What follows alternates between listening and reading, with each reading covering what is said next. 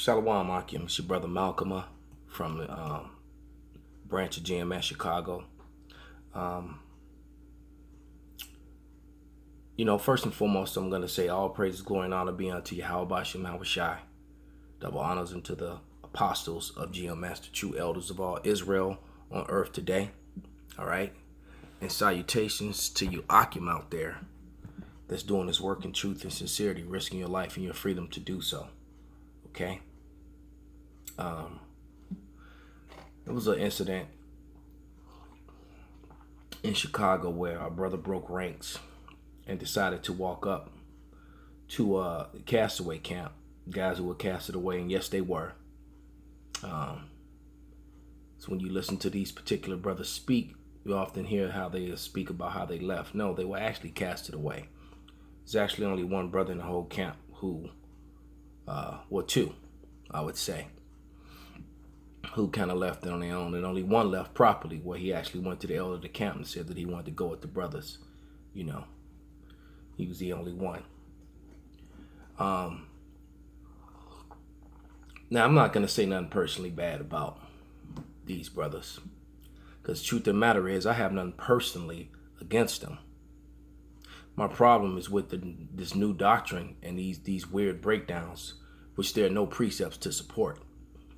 Things that cannot be substantiated, they're being taught. That's what my problem is. My problem isn't personally with any of these brothers, man.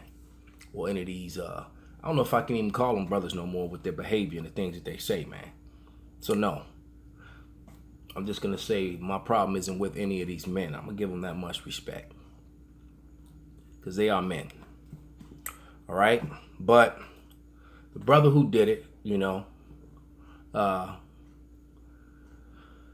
he was reprimanded for it because of the way he broke ranks. He just took it upon himself to do something. But the brother's intention was actually good, which is why, the brother's going to be shown mercy.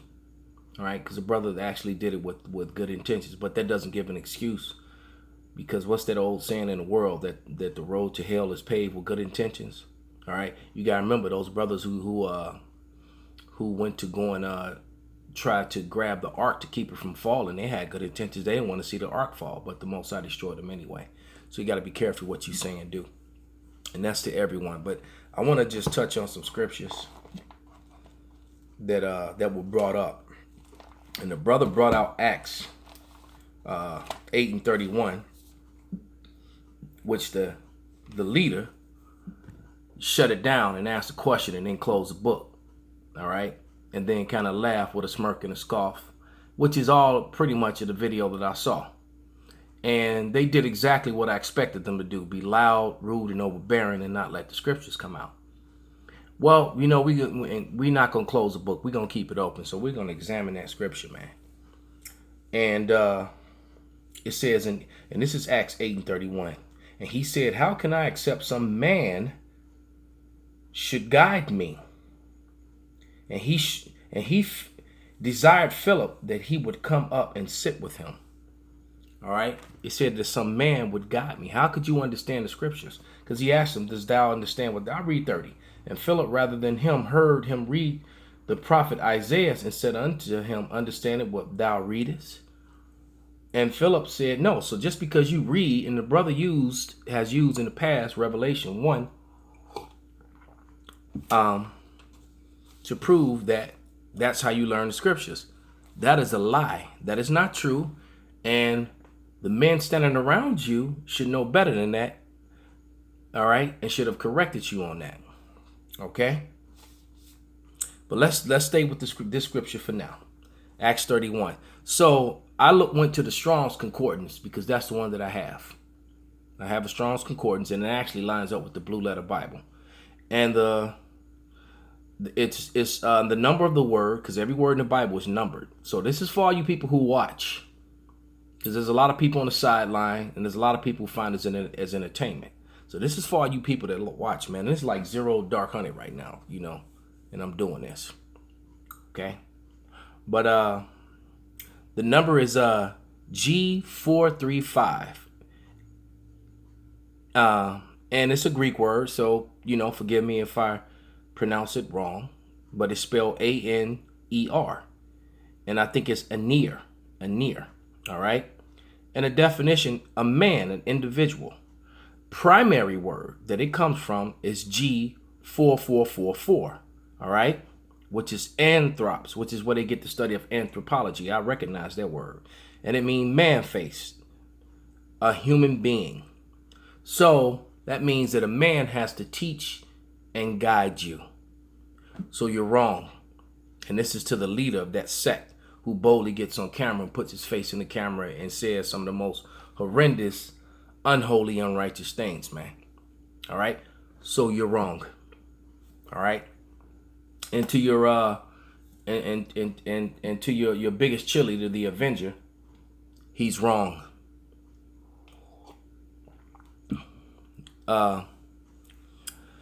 Next scripture you use to defend that, you use Revelation. Blessed is he who read it. All right. You're right. That means blessed is he who read it with understanding. So you read Revelation 1, or you called for Revelation 1 when you made this statement. Okay. This is Revelation 1. And it said the revelation of Yahweh Shai HaMashiach, which you learned from the elders, by the way, the same ones that you say are lightweight. All right. Which Yahweh gave unto him to show unto his servants the things which must shortly come to pass. And he sent and signified it by his angel, all right, unto his servant John, a man, okay, who bear record of the word of Yahweh and a testimony of Hamashiach, Yahweh Shai, and should all things that he saw.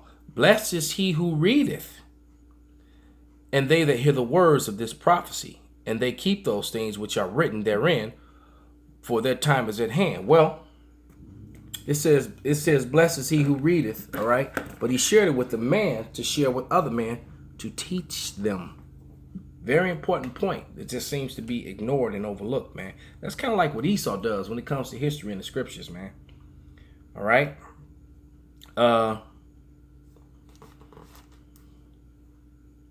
Because John was a man and a prophet that bear witness. And matter of fact, let's get Amos 3 and 7. Let's get Amos 3 and 7. Because the prophets were teachers to what? To the Israelites and to the nations, man. To the Israelites for their salvations, to the nations for their damnation. This is Amos 3 and 7. Surely the Lord would do nothing, but he revealeth his secrets unto his servants, the prophets. The prophets are men, and the prophets are over the men that are underneath them. There's that order that's being ignored, that somebody is saying doesn't exist. You're wrong. Proving. Twice so far. Okay?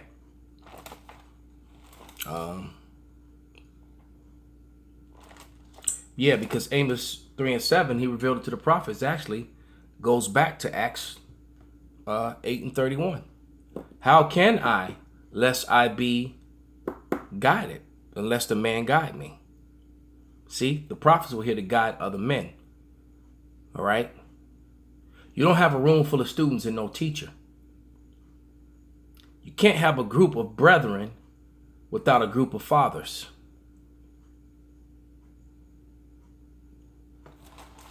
This madness has got to come to an end, man. Okay? Got a precept here. And I'm gonna make this lesson gonna be short, man.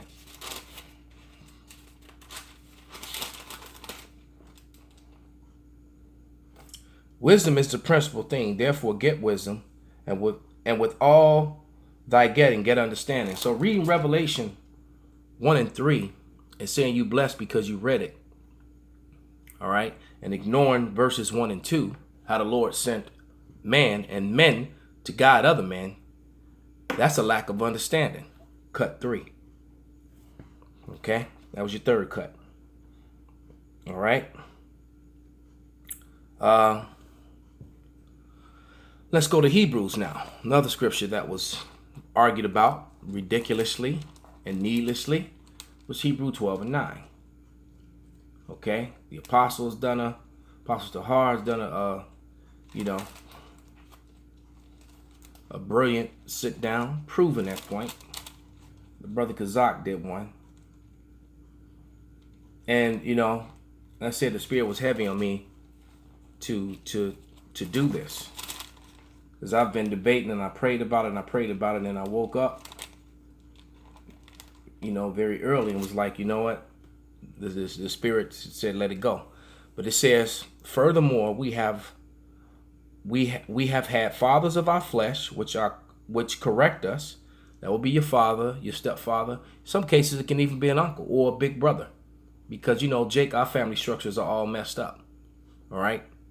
But even when you have a big brother, your big brother is over you, man. If you're like 5 and your brother's like 16, 17, and your mother and father leave the house, who's in charge? Who's gonna rule over you to make sure that you get fed and that you get up to go to first grade or kindergarten or something like that? This is madness, man, and childishness. All right, and that's the problem with you. You're this generation of and I'm a part of that generation too. This generation of Jakes that grew up without their fathers, man.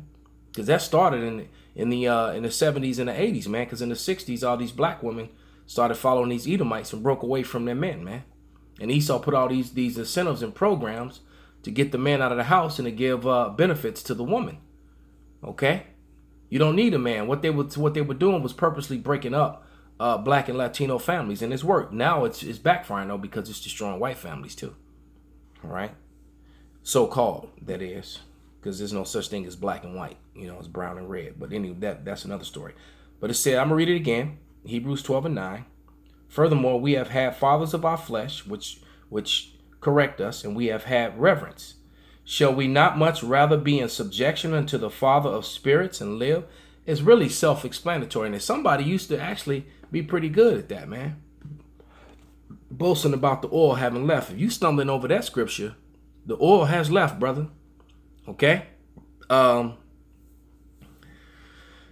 that's Strong's G 3962. So let's go into the meaning of the word. Okay? Let's see if you get cut again. And the word is pater, Pater, long A. All right, and it's G 3962, and this is out of the Strongs. A father, literally or figuratively. That's the definition, because this word is used in so many scriptures referring to father. So it really depends on the context of the scripture. And in this one, they plainly gave you that you have a natural father, and then you have spiritual fathers. Your spiritual fathers are the one, go back to what I said earlier. You can't have a group of brethren that push a doctrine, that follow something, without a group of fathers. Even in that gang shit, there's a group of fathers, the OGs. In the fraternities, you got the old schools, the alumni, versus the new schools. Okay? That's the way it works. Whether there was a show came out quite a few years ago that was a pretty good show that came out on HBO. It was an HBO special called Band of Brothers, man. Well, guess what? In those Band of Brothers, you had sergeants, first sergeants, lieutenants, second lieutenants, first lieutenants, captains, colonels, all the way up to generals, man. Those would be like the fathers. There's always men over men. And the Lord's army is no different. And for you to say so is because you don't want to be proven wrong, because you're a liar. All right? You don't want to be proven wrong because you want views, because you want to be important, and you want to be something that you're clearly not and that you never were. And that's your problem, man. You always wanted to shine. Okay? And in this this particular scripture, when I picked up my old sword, it gave me a precept. You know how sometimes they have precepts next to a particular scripture? All right. Now we're talking about spiritual fathers and men that are in charge over other men to guide them. All right. The ruling class of those men. Well, in my old sword, man, that I don't carry it because, you know, this writing's so small, but I kept it because it's got a lot of precepts, you know, and it's still intact. But this particular sword I have now is very large lettering, and it's easier to read when we out on the streets and then when the sun goes down and things of that nature. But it gave me Job 12 and 10, which actually is the end all be all. Because if you don't get it with this, you ain't never gonna get it, man. But you know, once the spirit of the Lord leave you and those other spirits replace it, and you think that the spirit of the Lord is on you, you know, that's a scary thing, man. This is Job 12 and 10, because hey, even Satan knows the scriptures, man. This is Job 12 and 10. All right, and it says,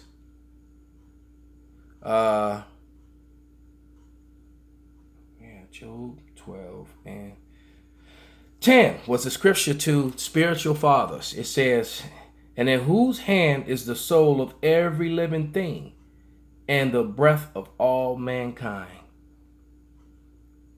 That's a brutal cut, man. The souls of all living things were in the hands of the prophets, which were in the hands of the father, the spiritual fathers, the paters. Because going back to the scripture you brought out, Revelation 1 and 3, when you read 1 and 2 before it, keeps it in context. All right. And even when you read 4, because he read it to the 7 churches, and somebody was in charge of the churches. You just didn't have a church of all pastors. You had a church of all teachers, because there's no order. You being viciously cut, my friend. All right. So now so it says, I'm gonna read it again. Job 12 and 10, and in whose hands is the soul of every living thing and the breath of all mankind. Now let's go to Isaiah, man, and finish this off. Okay. This is Isaiah 30 and 20, man.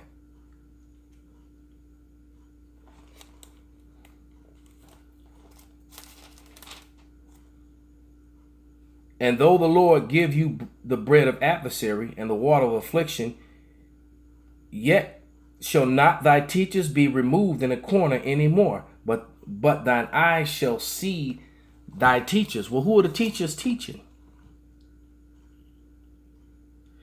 Your doctrine makes no sense. And you have no precepts to back up the things that you're saying. All right?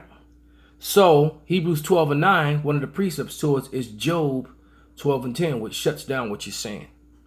And the funny thing is that you keep bringing out scriptures to cut somebody, and you're cutting yourself.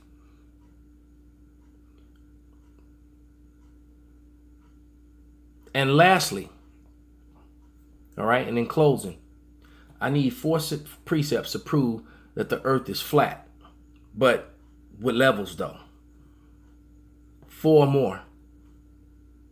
All right. And I need 4 more precepts to prove that Dan is the 144,000. All right. Because you've yet to explain it yet, but you keep pushing it. And with that, I'm going to say all praises and glory be unto Yahweh Shem Yahushai. All right. Double honors to the apostles of GMS, and salutations to the Akim that are doing this work in truth and sincerity. And a final thing, don't say something you can't prove. Shalom.